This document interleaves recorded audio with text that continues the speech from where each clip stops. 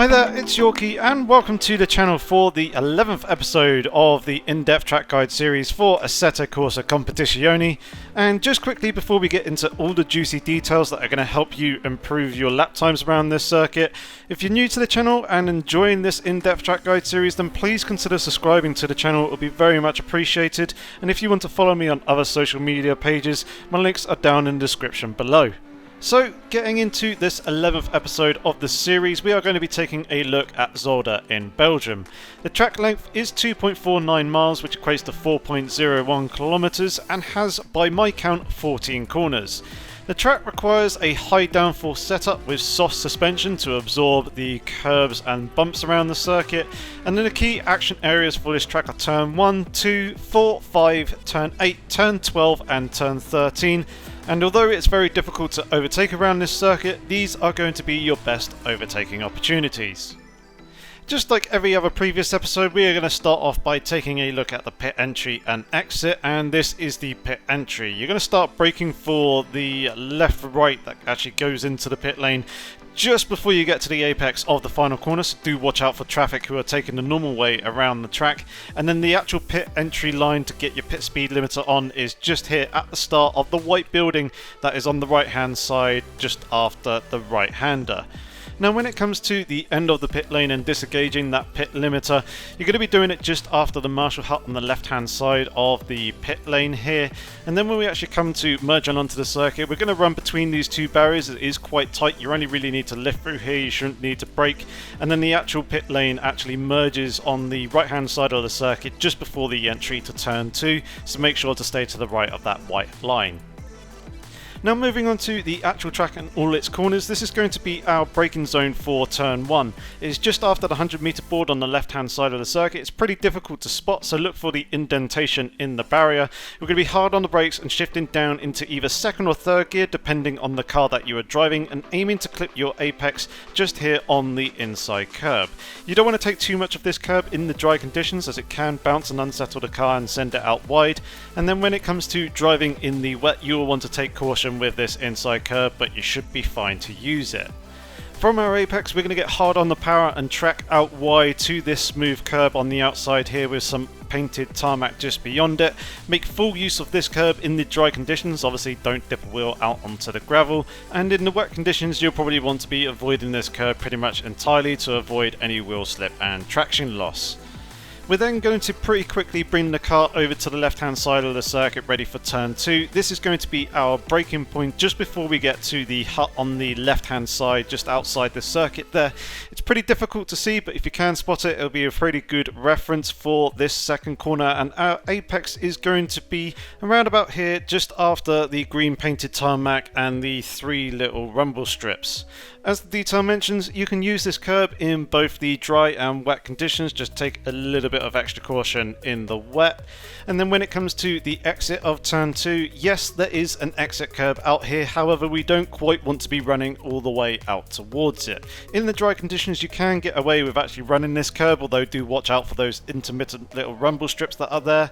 But ultimately, as the right-hander of turn 3 pretty much immediately follows, we don't want to be running out this far wide as we're making the track too long for ourselves, and obviously in the wet conditions we'll be wanting to avoid this curb pretty much entirely.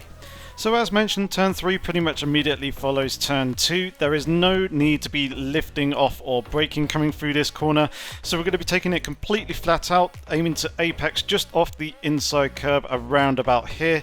You'll be wanting to avoid this curb in the wet conditions because running across it will probably unsettle the car due to the wet painted surface that is there. And then at the exit of turn 3 there is a curb here on the outside, and you do want to track all the way out to it to maximize the track's width and your acceleration coming through the corner, and you basically just want to catch the curb at the very end. In the wet conditions, do avoid this curb pretty much entirely. Next up is the very fast right-hander of turn 4, which is going to require an awful lot of commitment. It's going to be a very short braking zone that starts at the first slip road that comes out towards the circuit here on the left-hand side. We're then just going to let the car float and roll through the corner, aiming to clip a fairly late apex just here after the green painted tarmac and those intermittent rumble strips on the inside.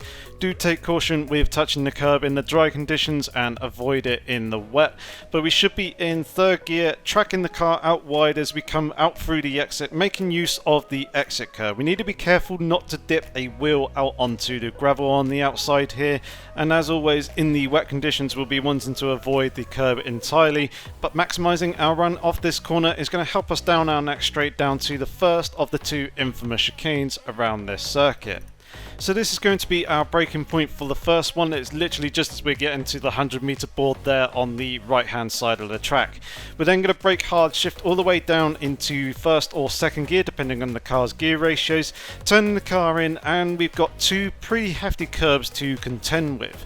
On the inside of both are some pretty big baguette curbs, which you'll probably want to be avoiding in pretty much all cars, but some cars will take these curbs a little bit better than others and will allow you to straight line the chicane a little bit more. Being precise here in both the dry and wet conditions is going to be key, as taking too much of the inside curb of the first part is going to horribly set you up for the second. You'll probably end up missing the corner pretty much entirely, and then if you end up taking too much of the second apex curb coming through the right hander, you're just going to heavily unsettle the car, probably bounce you out wide, maybe put you into a spin. At the very least you're going to hurt yourself coming off the exit of the corner and costing you your momentum onto the next part of the track. So if you've navigated the chicane successfully, you come out to the exit. There is a rumble strip curb on the outside here that you can make use of. Just beyond that is gravel, so don't dip your wheels out too far wide. Obviously in the wet conditions, as this is a traction zone, you'll be wanting to avoid this rumble strip curb pretty much entirely. You're then going to climb up over a slight hill, and you want to be aiming for the centre of the bridge before dropping down the other side and then turning left into turn 7. Our apex is going to be roughly about here. The corner is completely flat out, just basically hug the inside line. There is no curb to use or anything, so don't worry about that. But once we're through the turn, we're pretty much into the braking zone for the second chicane. There's no real reference other than maybe the red and white barrier starting on the left hand side of the track, if you can see out that far, so it's more based and judged on feel.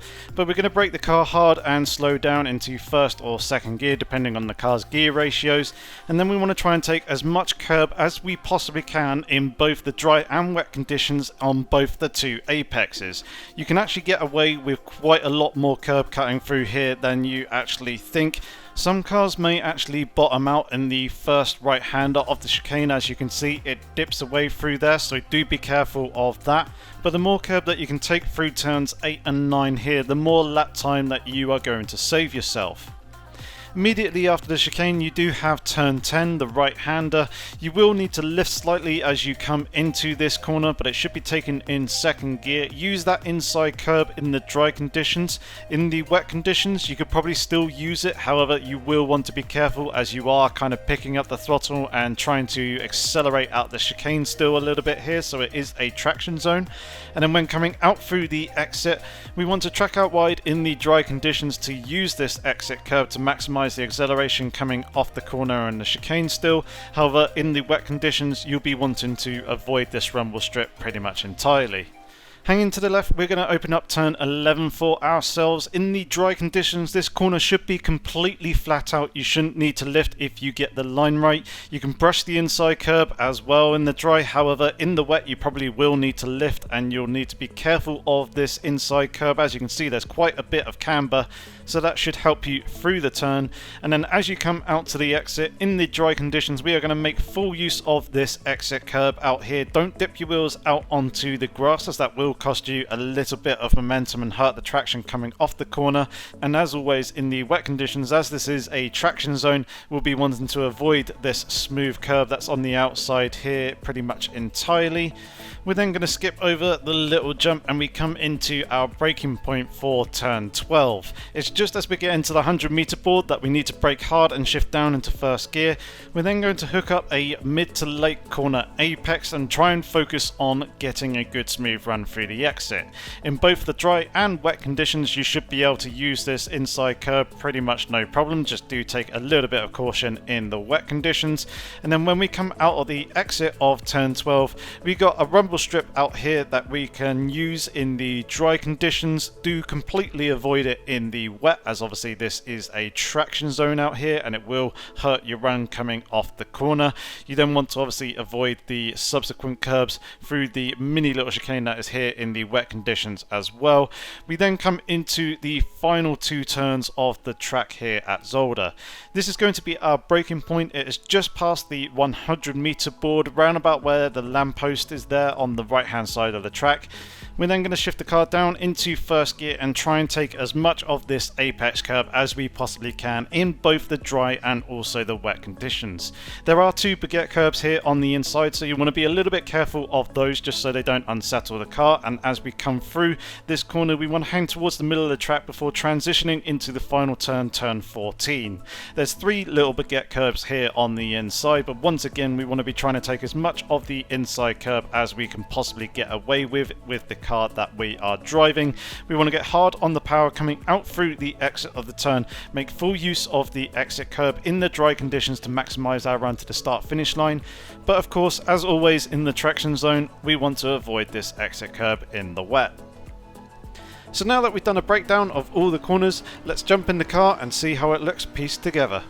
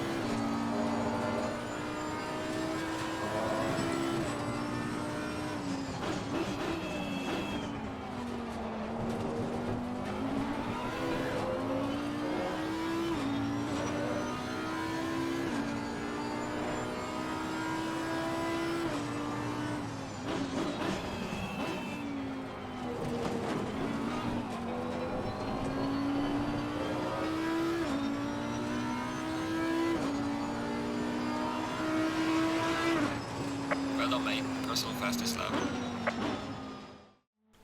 So now that we set a semi-decent lap around Zolder, I just want to finish off the episode by saying please be mindful of what your car and car setup is capable of. Some cars will be able to brake a little bit later than others. Some cars will be able to take curbs better than others. It's obviously going to be dependent on your car setup. It may have a slight factor as well. And then obviously the weather conditions are going to play a factor too. Obviously I've tried to highlight these things where possible, but please do take note and obviously apply accordingly to the session, race or conditions that you're driving in. Other than that, thank you very much for watching the episode. If you enjoyed it, please give it a like, and if you want to support the channel, please consider subscribing, and if you hit the bell notification, you'll be notified each time a video goes live and you won't miss out on any future content. I hope to see you back for the next one. Until then, have fun, stay safe and take care.